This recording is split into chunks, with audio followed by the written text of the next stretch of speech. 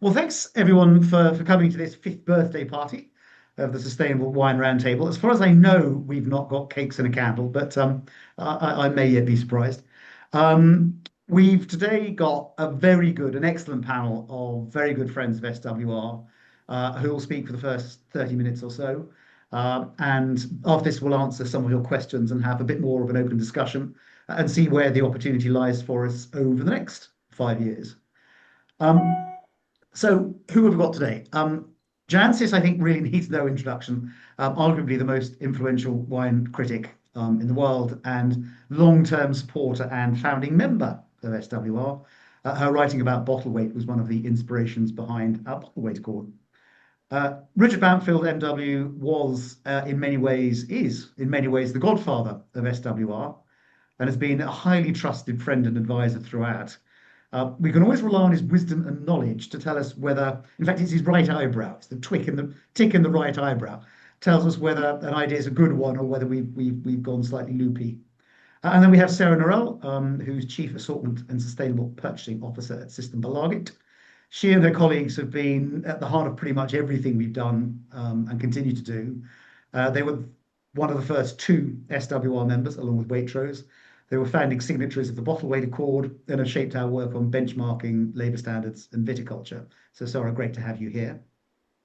So, I was saying to the panelists before we started, today is a mixture of reflection on our achievements to date and what we've learned, and a look forward to what we'll do to 2030 and beyond. I mean, self-congratulations are a terrible thing, but let's do it anyway. Let's have a quick recap of some of SWR's greatest hits over the past couple of years. We launched the Bottle Weight Accord at the end of 2023, initially with 6 signatories. We now have more than 20 companies involved who between them make and sell more than 3 billion bottles of wine. And that's about 10% of all the wine sold globally. And in the first 2 years of operation, we reduced the average weight of a bottle from a previous average of around 550 grams to 430 grams. So we're well on our way to our target of 420 by the end of this year. And all of this has resulted in carbon savings of nearly 500,000 tonnes, equivalent to the emissions of cities, depending on where in the world you are, the size of Cambridge in the UK, Hollywood in California, or Bergamo in Italy. And for those of you who are interested in the financial numbers, were all that level of saving to have been under the UK levels of EPR. EPR also going to be introduced in the EU from August this year. That was a saving of £58 million, so a significant amount of cost saving as well. We've also been busy benchmarking the world's 40 plus sustainability standards. This is a process we aim to finish later this year, which we will then build into a searchable platform, which will enable transparency and comparability between standards for use by retailers, producers, and others. And interestingly, the benchmarking work is underpinned by our global reference framework, which is our definition of sustainability in the wine sector, built on what we know to be good practice in wine, but also drawing on experience from other sectors. And we're really rather pleased that this is currently being used by OIV, the International Organization of Vine and Wine, as the basis for its own definition of sustainability, which is really rather pleasing. So their existing statement is being benchmarked against ours to make sure they're up to date with the industry, which is really rather good. Then there's our work at vineyard level. Our Sustainable Vineyard Practice Survey is the first global study to explore current practices on labour standards and viticulture within vineyards. It's live now on our website, and we're getting a pretty good response rate. So if you want to have your say, please do fill it in. It's open to members and non-members, and it's your opportunity to contribute to this groundbreaking global data set. And this will allow us to really understand in much more detail what's going on in viticulture and labour practices in all different parts of the winemaking world. However, underpinning all of this, the key point of none of this would have been possible without the proactive engagement of our member companies. I mean, SWR's superpower is fostering collaboration. We've become we like to think, the leading global sustainability platform for the wine industry.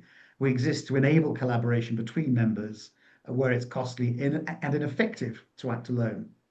And perhaps the classic example is the Bottle Weight Accord.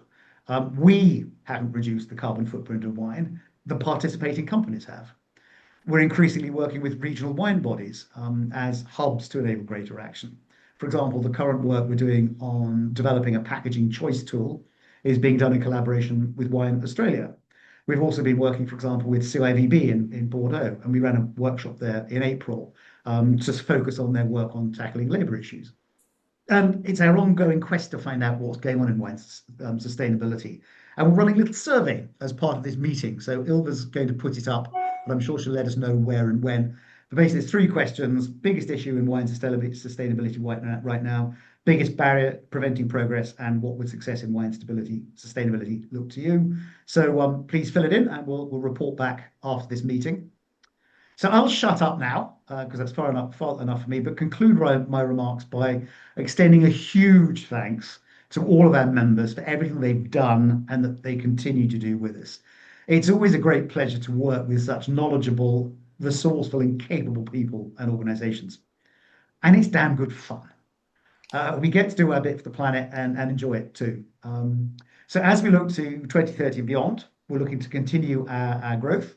If you're not already involved, whoever you are, at any stage of the supply chain, your voice is valued within SWR. Join the community collectively in addressing sustainability, be part of shaping the future of the wine industry. So without further ado, I'll pass first of all on to Jancis. Well, it's a great pleasure to report the extraordinary evolution and lightweighting of bottles.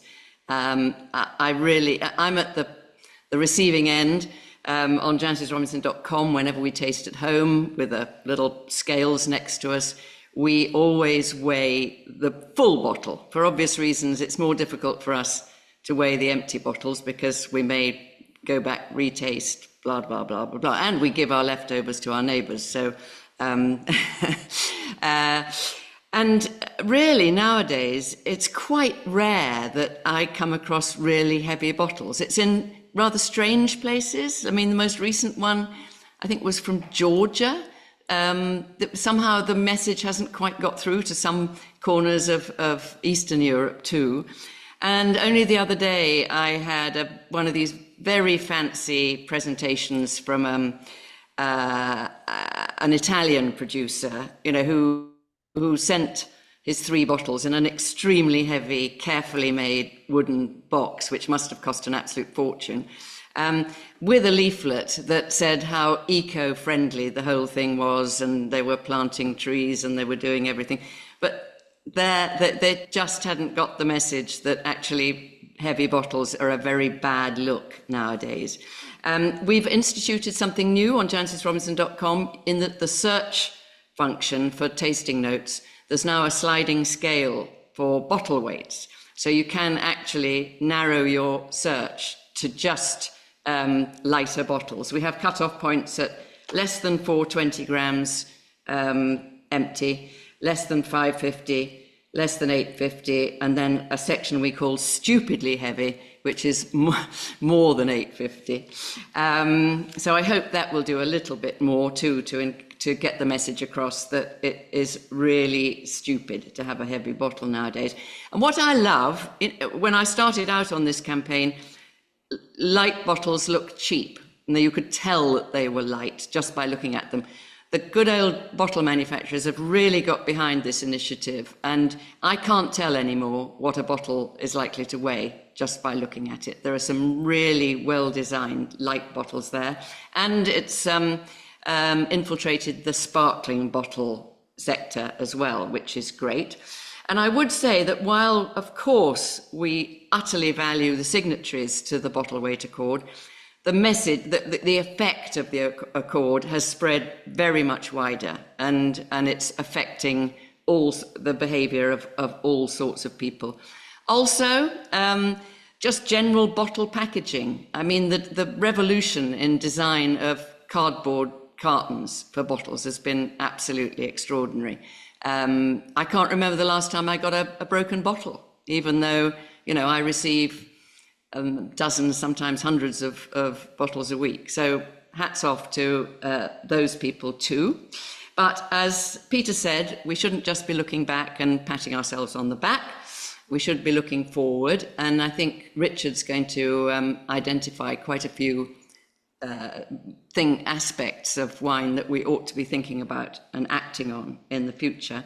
I discussed this with my brilliant colleague, utterly uber sustainability conscious Tamlin Curran, and we'd alighted on water as our pet concern at the moment, because we all want vines to thrive. The climate is getting more and more inimical to healthy vine growth, and certainly much less predictable. And while irrigation, people have been talking about irrigation in parts of France where it never was de rigueur, in the wider scheme of things, will people really want to be spending the world's precious resources of water on a product that is as preferential as wine? It is, much as I love it, I have to admit that it's not absolutely essential to the survival of the planet. So I look forward very much to hearing what other people say. And as Tam points out, people should be educating themselves about cover crops and what they can do. Thank you very much. Thanks, Jancis. And again, thanks for all you've done to lead the charge on lightweighting. And I think the point you make also about it's not just about those companies who are doing the lightweighting within their stores or within their production. It is about the bottle makers who really have stepped forward on this. And I was lucky enough to visit the OI plant in Asti last year. I was also at the Insert one in Chester the year before. And as you say, the technology really has moved, leaps and bounds forward. I might question whether wine is, or water and wine, whether wine actually is an essential. I'm on the fence on that one, but I do take the point. But I think also the point you make is a good one, that you see in a lot of countries. I mean, Australia being the obvious one, where effectively water is rationed and it gets given preferences given whether we like it or not to those crops which are seen as being staples. So I do think that's a really important issue to pick up on. In sort of classic sort of Radio 2 link, pass over now to Richard Bampfield. Thanks, Peter. I think many of you know that the genesis of the roundtable, in a way, was a conversation between Toby Webb and myself about 6 years ago, where we found ourselves asking the question, can the consumer identify a sustainably produced bottle of wine? Possibly now, in the sense that they're lighter, but that doesn't tell us all about the background. And to be honest, is it any easier to identify a sustainably produced bottle of wine? I'm not convinced it is. I think we've made progress, but not nearly as much as we would like. Having said that, I think significant progress has been made on sustainability. And from the roundtable point of view, that is largely due to Toby, bless him, for turning that conversation into what turned into the roundtable 12 months later. And I would just like to take this moment to pay tribute to those who were involved right at the beginning. Peter's just mentioned Systembolaget, Waitrose, Whole Foods, Jancis, many of the founder members who showed confidence in us at the time, and and obviously demonstrated by their commitment to the cause, as it were. Since then, it's grown enormously. But in those early days, I think Chris Willey was really helpful because of his forestry background in terms of helping us understand the merits of the round table formula or format, if you wish. And then we also had Anne Jones at Waitrose at the time, Sally Evans, Lauren Holman, Anna Chilton, and latterly Tom Outram, all helping develop, giving their time initially voluntarily to help the roundtable get started. But I think it was with the arrival of James Streeter and Peter, 3 to 4 years ago now, that the roundtable really took us to another level. I think James was brilliant in bringing in a level of governance that gave us a much more solid foundation on which to work. And Peter, you have this extraordinary ability to see clarity through what I see as rampant bureaucracy, parochialism, entrenched positions, and resistance to change that characterize so much of the wine business. Certainly in the last 5 years, the term sustainability is much more common than it was, to the extent that I've even heard some commentators suggest that the word itself is outdated. I think that's ridiculous. I think that's a bit like saying the word health is outdated. For a non-scientist like myself, sustainability is the one word that encapsulates the environmental, social, and economic health of a vineyard or a producer. Peter's touched a little bit on the SWR's achievements over the last 2 or 3 years. I wanted to comment on what I see as progress in the wider industry. 5 years ago, I don't remember anyone talking about regenerative viticulture.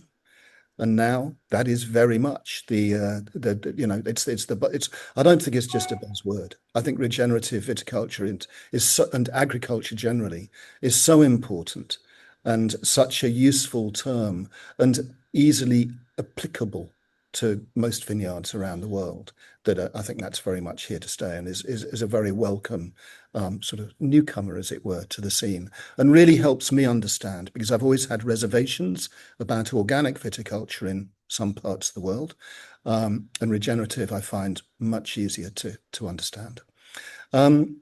We've seen so many adaptations in vineyard management. It's fascinating that if you look at recent vintages in Bordeaux and Burgundy, when it's been pretty hot, even as recently as 20 years ago, I'm not sure we'd have been able to make really well-balanced wines from those vintages. And you look at a vintage like 2025 in Bordeaux, those conditions would have produced overripe, unbalanced, possibly high alcohol wines. And you look at the freshness of those wines, it's extraordinary. So there has been this remarkable adaptability in the vineyard. And I think that counters the naysaying of many in the business who say, oh, no, gosh, so much the world is going to be impossible to grow grapes in the future. I think there's an awful lot we can do to slow that down. Packaging, we've talked about bottles, but I think also we're seeing much more attention to alternatives to glass. And even where glass is concerned, now I think there's more scrutiny of the glass manufacturers and whether they're using renewables or fossil fuels to fire their furnaces.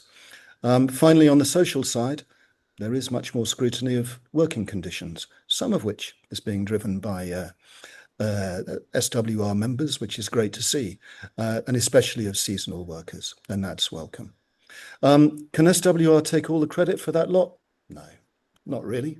But I do like to think that we as a collective, and certainly our members, have contributed importantly in all those areas. And I'm not just saying this because Sara Norell from Systembolaget is on the call, but I do think the monopolies they can take an awful lot of credit. I think they've driven the major retailers and monopolies have driven much of the change through through you all being more demanding in terms of the sustainability credentials of your suppliers. Looking to the future, and I worry that Peter's he's going to be thinking, oh no, what's coming up next? The wine, look, we know that wine is facing many headwinds, and there's no shortage of areas where I think SWR is going to have choices as to whether to get involved or not. I think we're all worried about the World Health Organization and their stance on alcohol. Wine, unfortunately, still seems to lack a collective voice. I'm not saying that SWR needs to be that voice, but I certainly think that whatever that voice turns out to be, we should be part of the network that's informing it, as it were. And I would like to see us involved in those discussions, as it were. In terms of that collective voice, the received wisdom has always been that wine is part of the beer and spirits space, and that in fact we benefit from that because many of the big breweries and spirits manufacturers have much more resources than the wine industry, and therefore they have more political clout and just more influence. I'm beginning to change my mind on that. I think I actually think that wine could differentiate itself in terms of our arguments. I think we have a compelling voice in terms of our historical, cultural, social, and, dare I say it, health relevance. And I'd love to see us making our case a bit more forcefully than we do at the moment. It's really difficult because I appreciate that, but I do think we could be, if we did act more collectively, we could do a better job than we're doing at the moment. Two papers have recently, in the last week, have appeared in my inbox, which have, of course, given me pause for thought. One was from Vitisphère that Jancis mentioned earlier, and it was a piece. It was an interview with the CEO of the wine branch of Crédit Agricole in France, and he was pretty sanguine. There's about the situation in France and particularly in Bordeaux, and the fact that there's no point producers thinking, it's cyclical, things will improve. He was saying, no, we can't afford to take that approach. We have to change. We have to adapt the way we operate and quite possibly the structure of the business. And it did make me think, and I know that Peter agrees with this, it would be fabulous if we could get one or two of the banks that are most exposed to the wine business in Spain, Italy, Portugal, France, engaged in the round table. We could benefit enormously from their knowledge and their financial, I was going to say support, yes, but actually financial knowledge and economic knowledge. I think could benefit the round table and the wider community enormously. So that's something we will be working on, I think. The other paper was from someone we've been in touch with recently who's done some research into cooperatives in the south of France on labour conditions.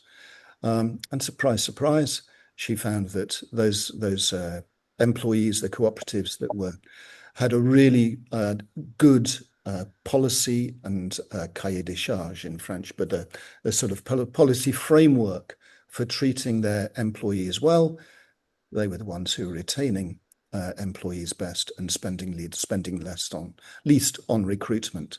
And we do know that it's one of those ironies of the wine business. Despite some people losing their jobs at the moment, it's quite difficult to recruit people into the wine business.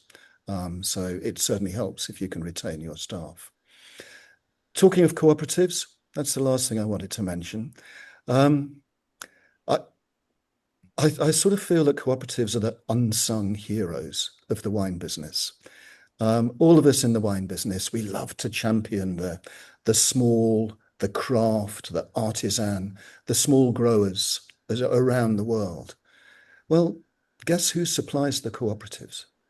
It is those small growers. It's the people who are working their land every 365 days a year. And I think cooperatives they're responsible for a significant part of the world's wine production. And I'd love to see them, one, receive a bit more attention. And I think that they would benefit from that. And I'd love to see them, somehow it's a sector that I'd like to understand more.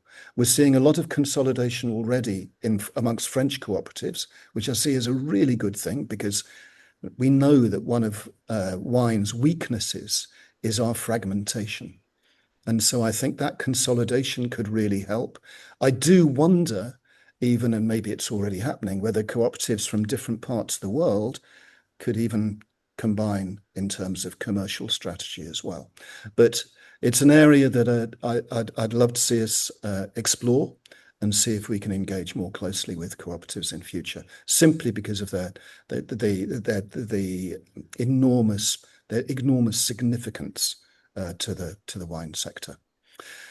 I'd better stop there because otherwise I can see Peter thinking, do you realise that we only really employ 2 or 3 people at the round table? There's only so many hours in the day. And so I'd better leave it there. But I do want to, as I say, finally, just congratulations to Peter, Ilva, Luke, Delaney, Toby, James, the current team at Roundtable. I'm very much on the periphery, and I live in huge admiration of the work you've been doing. And long may it continue. Thanks, Richard. And I've noticed my my to-do list for the coming period of time. I'm not going to seek to comment on everything you say because you've covered a really interesting set of issues. Just to pick up on two, I think anyone that ever wants to doubt global warming and climate change just needs to talk to someone in farming, be that farming in the UK, be it viticulture. People are having to react to very, very different growing conditions, which means, as you say, that the ideas like water conservation, like cover crops, become not sort of sustainability woo-woo. They just become, why would you not do that? It's just a common sense problem, the answer to a challenge, which is why increasingly we're using the term resilience, or as you say, sustainability in the most hardwired sense of that, as in, can you sustain over time? Also think, your mention of banks and cooperatives. One of the things we say, and it's largely true, is that one of the things that gives us our strength is that we do reflect the entirety of the wine value chain. But invariably, there's bits that we discover. You're right, the banks, the financiers have a massive role to play. Cooperatives have a massive role to play. But, it's a question of how we gradually build those out. So anyone that's got contacts into any of those, answers on a postcard to Ilva. Right. Yeah. I'll shut up again and then pass now over to Sara from Systembolaget in Sweden. As I said before, Systembolaget are a bit like Richard in terms of setting our to-do list, are always right up there, but equally being massively, massively enthusiastic partners, and always a huge pleasure to work with. So, Sara, over to you. Thank you so much, Peter. Yes, what can be achieved in 5 years? 5 years is long enough to see whether a collaboration creates real value. From a retailer perspective, I believe SWR has done that. When Systembolaget joined as a founding member, sustainability was already becoming more complex, expectations were increasing, regulations were evolving, and new standards were emerging. But it was also becoming increasingly clear that sustainability challenges do not follow organizational boundaries. And climate, biodiversity, water, human rights, packaging, and transparency are all interconnected. That means the solutions need to be connected too. That is what attracted us to SWR. From the beginning, the ambition to bring the value chain together and connect actors both vertically and horizontally, working together on shared challenges rather than creating separate solutions in parallel. There are 3 reflections I would like to share.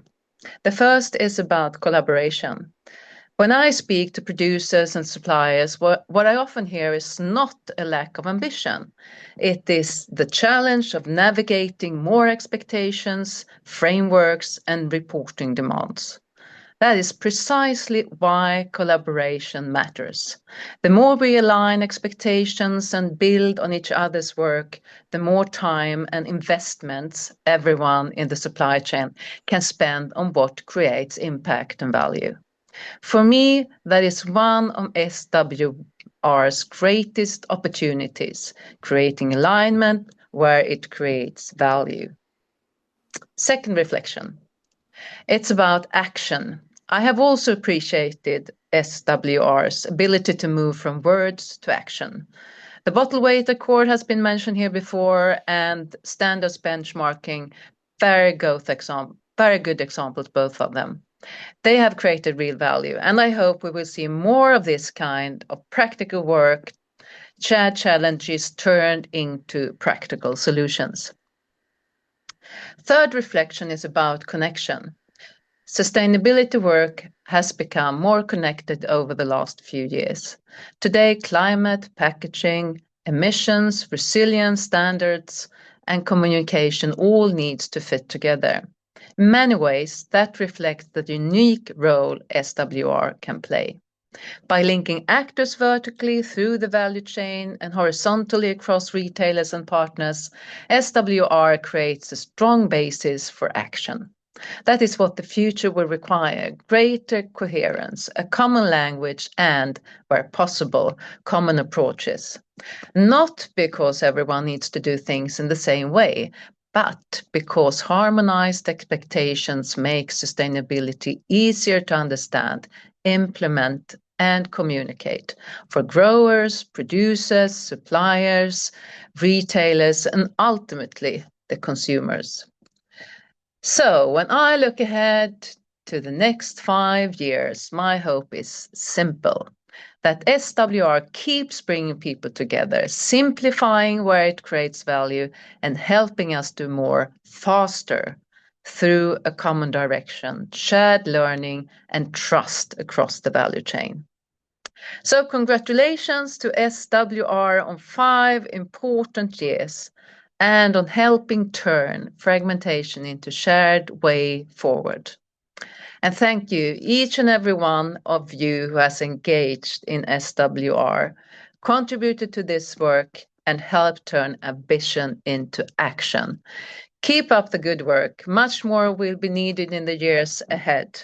And I truly believe that together we can make an even greater difference. Thank you. Brilliant. Thanks very much, Sarah. That's great, and it's always good to hear we're sort of more or less on the money in what we're trying to do. But as you said, Richard said the same thing. Part of the challenge is how do you convert really quite complicated, multifaceted issues into, okay, so what do we do on Monday morning? Questions.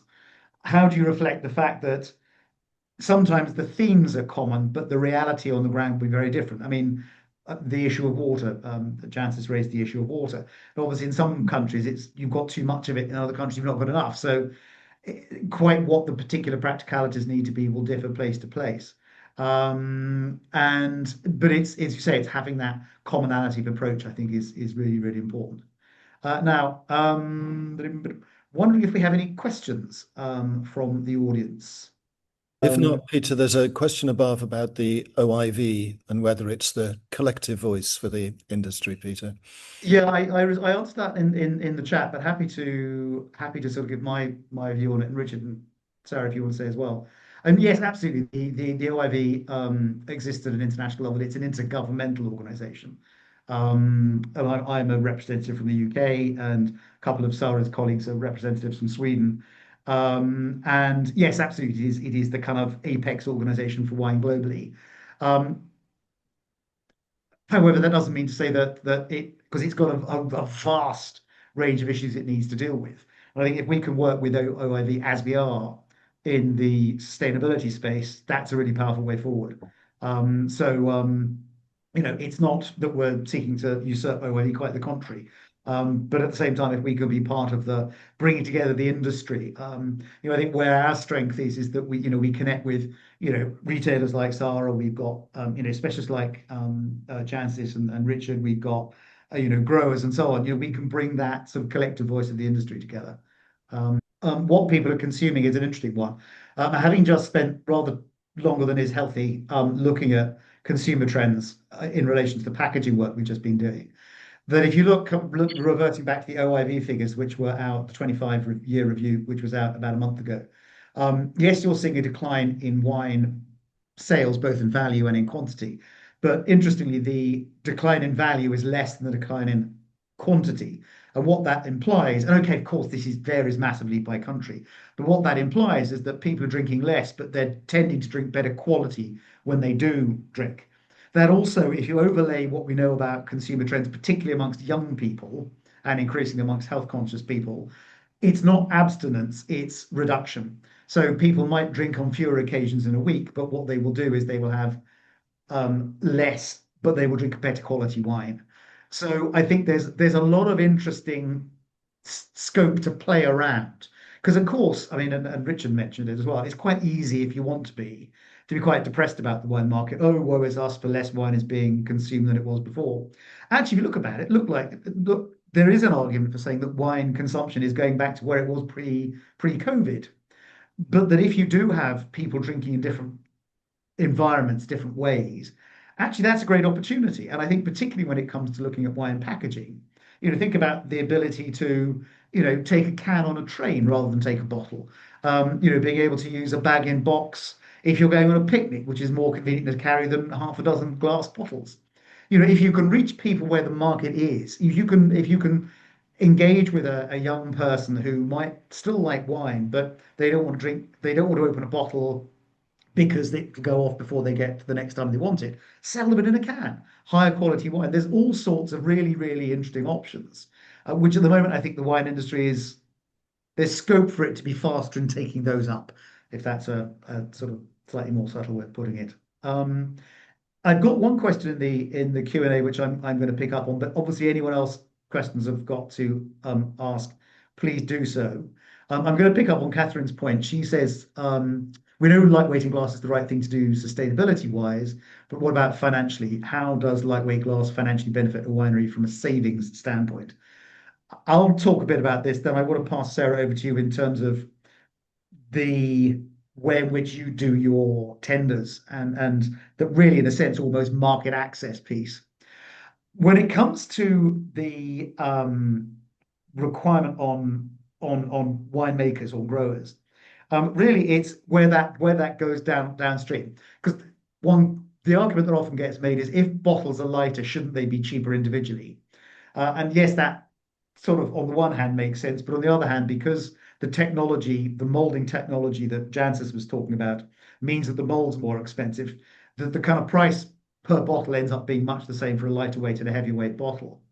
However, because you're getting the introduction, you've had it in the UK since this last year, you're getting it in the EU, you're going to get it in various states in the US and in Australia and other wine consuming markets, extended producer responsibility. In the UK, every ton of glass that gets put into the supply chain, the person that's doing that, the organization that's doing that, gets charged gets a levy of £240. That's a significant amount of money. And the savings that we've made across the bottles that have gone through the bottle weight accord is nearly £60 million. So that's straight through to the bottom line. So there is a significant financial saving. And I think, and I'll now pass over to Sara, that I think there is also a bigger financial incentive that increasingly this is going to be what retailers demand. And if you're not within lighter weight bottles, you simply won't have access to market. So at that point, Sarah, I'll pass over to you. Well said, Peter. And what we also see, and looking ahead, looking forward in time, it's not just lighter bottles.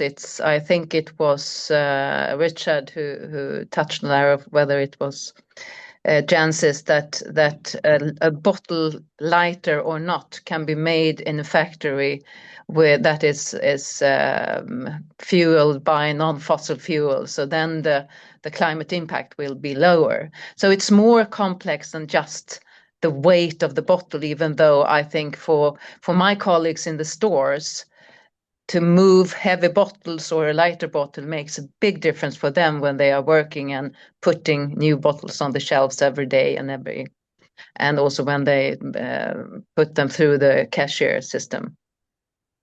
So yes, I think that it's lighter bottles will be a prerequisite. Why, like Jancis say, having heavy bottles? There are no need for that. But it's probably going to be also more complex in terms of lighter bottles compared with another lightweight bottles will have a big difference in impact. And obviously, you talked also about the cans, the PETs, even though that's plastic. But in Sweden, plastic are recycled on a very high 99%. So we believe still that plastic bottles also have their share of the market. But obviously, if you're on a picnic, like you said, bag-in-box is 3 liters, but also smaller bag-in-boxes is doing well on our shelves for our consumers. Yeah, so that then links forward to the question from Rupert Furbank. What alternatives to glass the panel wish to see coming to the market? With a 75 cl recycled aluminium bottle weighing 78 grams, should we be encouraging more of this? I mean, Sarah, it's I think you guys in Sweden have been at the leading edge of some of this sort of stuff. But so far, the aluminium bottles is difficult because they are not. It's very difficult to recycle them because they are not crushable in the way a can is. They need to be heavier in order to keep their shape. So, but cans for wine is really something the younger generation is it's asking for more and more. And don't forget tetras, because most wines are being consumed quite quickly. And I would like to see the tetras to become more not only for the cheap end wines, but also for a little better quality level. So we are trying to introduce that as well. Yeah, I think that's interesting, and I think it's. I mean, as I said, having just done this work on packaging, and it really is quite interesting seeing the sort of applicability of different packaging types in different environments and in different markets. You know, in a sense that, as you say, something like a bag in box historically has worked better in Scandinavia because the recycling has been better to be able to deal with them when they've been a combined fiber. But now you're beginning to get single plastics being part of the bladder. That means they're more accessible elsewhere. So, and certainly, I think what we found with the work that we've been doing is that, as it were, what might describe as the strict LCA type issues have to be seen within a number of other kind of layers of the onion. One is, what's the legal requirements or the legal stipulations, like around EPR, but then also what do consumers want? I mean, I think there's a lot of potential, exciting potential to experiment, but I think absolutely to pick up on Rupert's point, I think the idea that we can try out more things. There may well be new things come down the pike all the time, and some will work, some will not work. So I think it's just being keen on trying, rather than saying, "Oh, it must be in a glass bottle," which is historically been the case.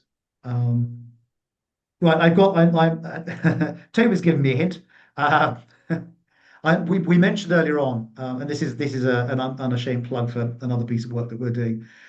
We've developed something called the Sustainable Vineyard Practice Survey.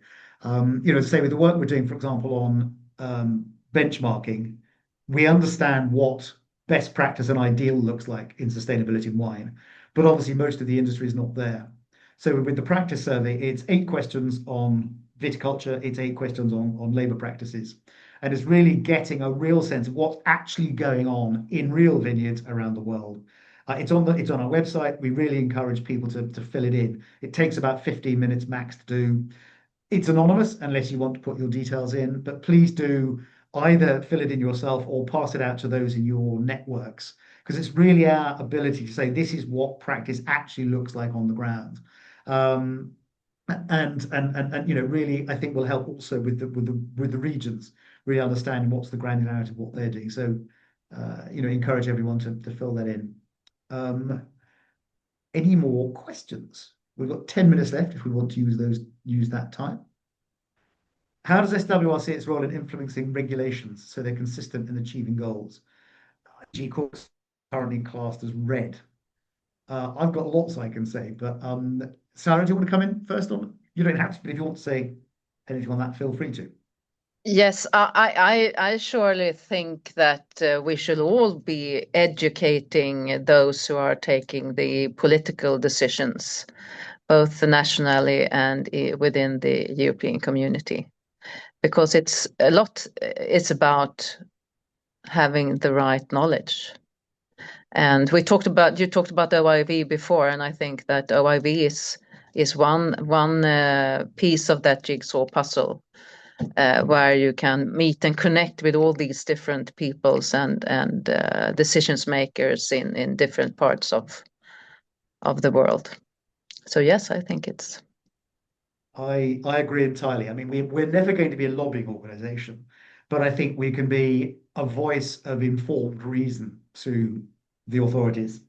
And I was speaking at the scope meetings at OIV back in the autumn, and I was sitting on the panel next to the DG from DG Ag from the EU.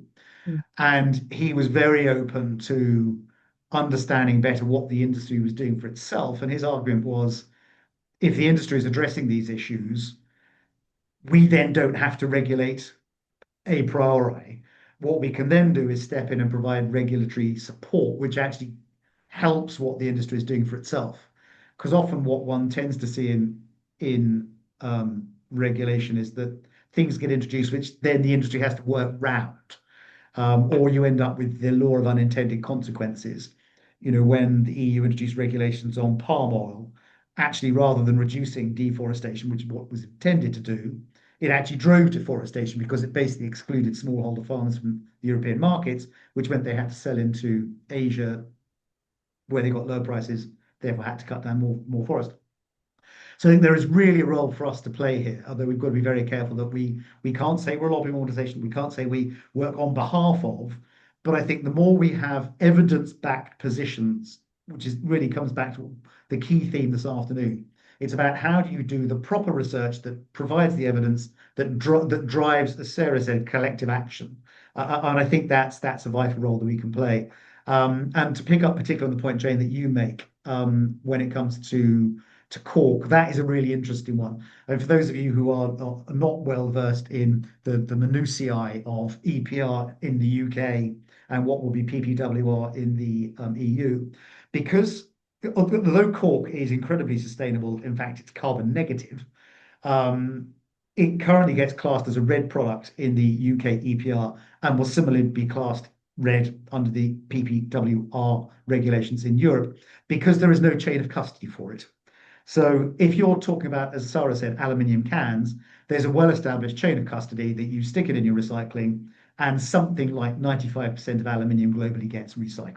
There's something like 85% of all the aluminium ever mined is still in circulation. There isn't that for cork. So it gets put in the general waste, therefore it's counted as red. We are actually at the moment working with Amarim, and we're seeking to bring on board a couple of our retail members, and those of you who are still on here will get an email about this soon, to say, can we change that? There is, Jane's involved in it, a process in place to actually bring cork back to a central collecting point and then taken back out to Portugal, where it is then reused. If we could expand that process, then there is a real chance that we could actually get cork reclassified from being red. But that's an area we might be able to affect practical action.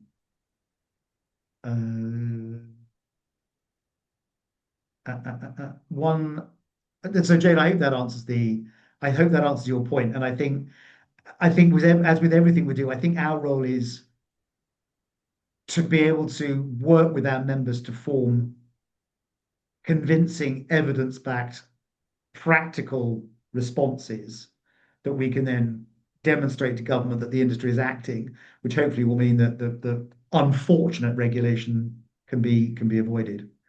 It's typical, isn't it? Everyone's sort of, it's a bit like last orders at the pub. Everyone's coming up with their questions at the end. Nicole Rollet, thanks for this excellent recap. Blah, blah, blah, blah. Was there a consensus that regen organic viticulture is the gold standard vineyard management as it is in agriculture? Sarah, do you want to have a view on that? Then I can't avoid talking about the product carbon footprint we are doing. And I hope that we will be able to get more knowledge when we get those figures in from different types of growing grapes. But what we hear is obviously that regenerative probably is more holistic in its way of taking care of the vineyards. So, Peter, you know much more about that than I do. Cool. I think that, as Richard said, there are challenges, I think, around organic. When we did the review of organic as the EU organic standard, the challenge with organic is it's fine, it's great on the vineyard itself, but it doesn't really look more broadly at the wider carbon impact of wine farming.